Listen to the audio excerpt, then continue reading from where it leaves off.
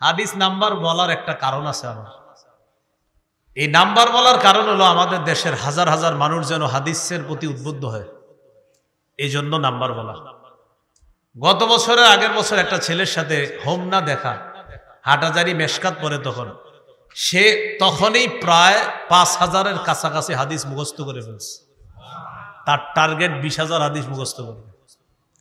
আমি বললাম কেন করেন? আপনার থেকে উদ্বুদ্ধ হয়েছি, তো সব তো আমিও পাবো। এই জন্য আমি নাম্বার বলি কেন জানেন? এই একটা কারণ, যাতে অন্য ছাত্ররা উদ্বুদ্ধ হয়। 2 নাম্বার আরেকটা কারণ আছে। হাদিসের নাম্বার বলতে পারাটাকে আমাদের দেশের কিছু মানুষ মনে করে হের চেয়ে বড় আলেম দুনিয়াতে নেই, কেউ অনেকে মনে করে। এই ধারণা প্রত্যাখ্যান করার জন্য, এই ধারণাকে ভুল প্রমাণ করার জন্য হাদিসের নাম্বার আমি বলি। নাম্বার বলা জরুরি না, নাম্বার বইলা বুঝাই যে নাম্বার বলাটা আসলে এমন কোন কঠিন কাজ না। আমাদের দেশের এখন অনেকে নাম্বার বলে। আমাদের ইউসুফ বিন ইকবাল ভাই মাশাআল্লাহ কত সুন্দর আলোচনা করে, হ্যাঁ, তার হায়াতে আল্লাহ বরকত দান করে।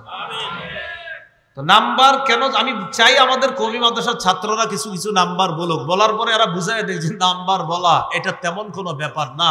আমরা যারা নাম্বার বলি আমরা ভালো করে জানি যে আমাদের চেয়ে অনেক বড় বড় গভীর জ্ঞান সম্পন্ন হাজার হাজার লাখ লাখ আলেম আমাদের বাংলাদেশে আছে। কিন্তু নাম্বার বইলা কি বুঝাই যে ভাই নাম্বার বলাটা এটা আসলে বড় আলেম হওয়ার দলিল না। শুধু এই কারণে বলি, অনেকে ভাবে নাম্বার বলা মানে না জানি কিছু, আসলে না জানি কিছু না, না জানি কিছু না এটা বোঝানোর জন্য নাম্বার বলি। দেখবেন মাঝখানে শুরু হয়েছিল নাম্বারের এক ধোকা, কি বুখারী এত, মুসলিম এত, তিরমিজি এত, আবু দাউদ এত, হাদিস কিন্তু বলে না, খালি বলে বুখারী এত, মুসলিম এত, আবু দাউদ এত, নাসাই এত।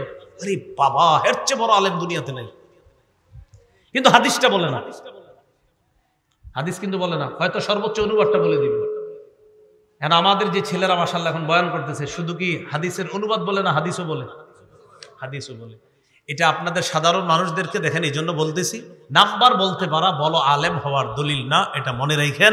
নাম্বার আপনি চাইলেও কিছুদিন মুখস্থ করে বলতে পারবেন, বড় আলেম হওয়ার দলিল কখনো হাদিসের নাম্বার বলতে পারা না, এই বিষয়টা মাথায় রাখবেন। তাহলে 1 নাম্বার যেন হাদিসের প্রতি ছাত্ররা উদ্বুদ্ধ হয়, এটা হলো আমার একটা টার্গেট। 2 নাম্বার, সাধারণ জনগণ যেন এই ভুলের মধ্যে না থাকে নাম্বার বলাটাই মনে হয় বড় আলেম হওয়ার দলিল না। হাজার হাজার বড় গভীর জ্ঞান সম্পন্ন আলেম যারা আছেন, যারা হাদিসের নাম্বার বলে না, কিন্তু তাদের জ্ঞানের ধারে কাছেও যাওয়ার যোগ্যতা আমাদের নাই। এটা সত্যি কথা, আল্লাহর কসম এটাই সত্যি কথা। এই ধোকার মধ্যে আপনারা কিন্তু পড়বেন না। আল্লাহ আমাদেরকে কথাগুলা বুঝার তৌফিক দান করেন। তো বলছিলাম সহিহ বুখারীর 1975 নম্বর হাদিস। এই হাদিসের মধ্যে আসছে, আবু সালামা ইবনে আব্দুর রহমান বলেন, আমাকে আব্দুল্লাহ ইবনে আমর ইবনুল আস বলেছেন, হাদ্দাসানি আব্দুল্লাহ ইবনে আমর ইবনুল আস রাদিয়াল্লাহু তাআলা। আমাকে আব্দুল্লাহ ইবনে আমর ইবনুল আস, নবীর সাহাবী, আমাকে বলেছেন কি, যে নবীর কাছে আমার ব্যাপারে এই সংবাদ গেছে, আমি সারাদিন নফল রোজা রাখি আর সারা রাত নফল নামাজ পড়ি। এই সংবাদ আমার ব্যাপারে নবীর কাছে গেছে। আবার একটু বুঝেন আপনারা, নবীর একজন সাহাবী আব্দুল্লাহ ইবনে আমর ইবনুল আস, তার ব্যাপারে নবীর কাছে সংবাদ গেছে, এই সাহাবী সারাদিন নফল রোজা রাখে আর সারা রাত নফল নামাজ পড়ে। নবী তারে ডাকছে, ডাইকা বললেন, আলাম উখবার, আমি তোমার ব্যাপারে কিছু কিছু বিষয়ে জেনেছি। সেই বিষয়গুলো হলো এই, আন্নাকা তাকুমুল লাইলা ওয়া তাসুমুন নাহার। আমি শুনতে পাইলাম তুমি সারা রাত নফল নামাজ পড়ো, সারাদিন নফল রোজা রাখো, কথাটা কি সঠিক? সাহাবী বললেন, বালা ইয়া রাসূলুল্লাহ, হুজুর কথাটা সঠিক, আমি সারা রাত নফল নামাজ পড়ি, সারাদিন রোজা রাখি। রাসূলুল্লাহ সাল্লাল্লাহু আলাইহি সাল্লাম বললেন, এটা আজকে থেকে আর করবা না। সুম, মাঝে মাঝে নফল রোজা রাখো, ও আফতির, মাঝে মাঝে রাখো না।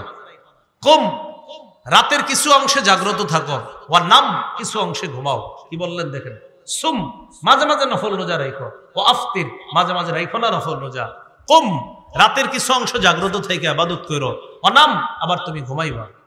সাথে সাথে নবী বললেন, ইন্না লিজাসাদিকা আলাইকা হাক্কা, তোমার শরীরের উপর তোমার হক আছে, ওয়ালি আইনিকা আলাইকা হাক্কা, তোমার চোখের উপর তোমার হক আছে, ওয়ালি যাওজাতিকা আলাইকা হাক্কা, তোমার বিবির উপর তোমার হক আছে, ওয়ালিজাউরিকা আইলি দয়ফিকা আলাইকা হাক্কা, তোমার মেহমানের উপর তোমার হক আছে। তুমি যদি খালি রোজা রাখো, মেহমান আইসা বলবে ও আপনি রোজা, তাহলে আর খামুন আপনার নফল রোজা।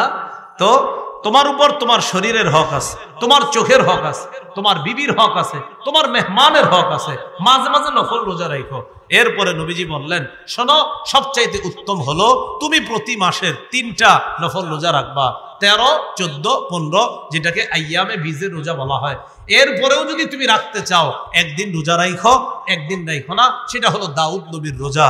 দাউদ নবী একদিন রোজা রাখতেন আর একদিন রোজা রাখতেন না, এটাও তুমি রাখতে পারো। এক হাদিসে নবী বলছেন এটা উত্তম রোজা, তো তুমি এটা রাখতে পারো। যাই হোক, হাদিসে নবীজি তার সাহাবীকে ওসিয়ত করলেন কি, মেহমানের জন্য তোমার হক আছে, তাই তুমি সারাদিন রোজা রাখবা এমনটা যেন না হয়। মাঝে মাঝে নফল রোজা রাখবা, মাঝে মাঝে আবার রাখবা না। এখান থেকে মেহমানের মেহমানদারি করার গুরুত্ব বুঝে আসে। সহিহ বুখারীর বর্ণনা 6137 নম্বর হাদিস। এই হাদিসে আসছে, একদল সাহাবী নবীরে বললেন, হুজুর, এক এলাকায় গেছি আমরা, আমাদেরকে মেহমানদারি করে না। নবীজি বললেন, ইন্নাজালতুম বিকাউমিন, কোন এলাকায় যখন যাও, কোন এলাকায় যখন অবস্থান করবা, মেহমান হইবা, আমারু লাকুম বিমা ইয়ামবাগি লিদ-দাইফ ফাকবালু,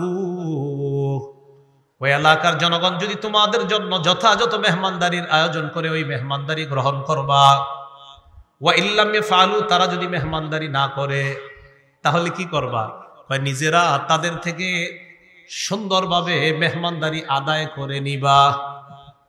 নবীজি বলেন, এরা যদি মেহমানদারি না করে, তাহলে সুন্দরভাবে মেহমানদারি আদায় করার চেষ্টা করবা।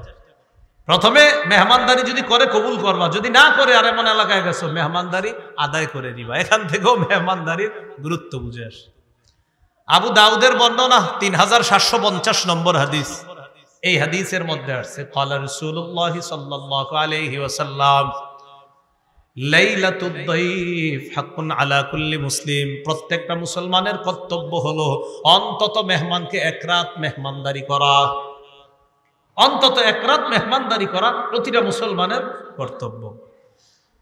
নবীজি বলেন, তোমাদের কারো বাড়ির আঙিনায়, বাড়ির আশেপাশে তোমাদের কারো বাড়ির আঙিনায় যদি কোনো মেহমান উপস্থিত হয়ে যায়, ফাহুয়া আলাইহি দাইন, তাকে মেহমানদারি করা তার জন্য ঋণের মতো হয়ে যায়। কিসের মতো? ঋণ। ঋণ। এখন বলেন তো, আমার কাছে কেউ টাকা পাও না, ঋণ, তো ঋণ পরিশোধ করতে হবে না? নবীজি বলেন, অন্তত এক রাত মেহমানদারি করা মুসলমান হিসাবে এটা তোমার কাছে ঋণ। এই ঋণ তুমি আদায় করবা, মানে মেহমানের মেহমানদারি করে এই ঋণ তুমি পরিশোধ করবা। ইনশাআ ইকতাযা ওয়া ইনশাআ তারাকা, চাইলে তুমি এটা আদায় করতে পারো, চাইলে ছাড়তে পারো। মানে নবীজি এখানে বুঝাইছে না যা মন চায় তা করবা না, এই ঋণ তুমি যে পরিশোধ করা জরুরি। তো এই জন্য এটা মেহমানদারি তোমার কাছে অন্তত এক রাত মেহমানদারি করা প্রতিটা মুসলমানের কর্তব্য। আল্লাহ আমাদের সকলকে মেহমানদারির এই গুরুত্ব উপলব্ধি করে নিজেরাও যেন মেহমানদারি করতে পারি এবং মেহমানদারি সুন্নাহ মোতাবেক যেন করতে পারি, আল্লাহ তৌফিক দান করেন। আজকের আলোচনার 5 নম্বর আলোচনা, মেহমানদারির ফজিলত। কয়েকটি ফজিলতের কথা শুনি। 1 নম্বর ফজিলত, তিরমিজির বর্ণনা 1855 নম্বর হাদিস। 1855 নম্বর হাদিস। এই হাদিসের মধ্যে আসছে, ক্বালা রাসূলুল্লাহ সাল্লাল্লাহু আলাইহি ওয়াসাল্লাম, উ'বুদুর রহমান ওয়া আত'ইমুত তা'আম ওয়া আফশুস সালাম তাদখুলুল জান্নাতা বিসালাম। রহমানের ইবাদত করো, ওয়া আত'ইমুত তা'আম, অন্যদেরকে খাবার খাওয়াও, ওয়া আফশুস সালাম, সালামের ব্যাপক প্রচার প্রসার করো, তাদখুলুল জান্নাতা বিসালাম, মরার পর নিরাপদে জান্নাতে প্রবেশ করো। মেহমানদারি করা জান্নাতে যাওয়ার কারণ। মেহমানদারি করা কিসের কারণ বলেন তো? জান্নাতে যাওয়ার কারণ।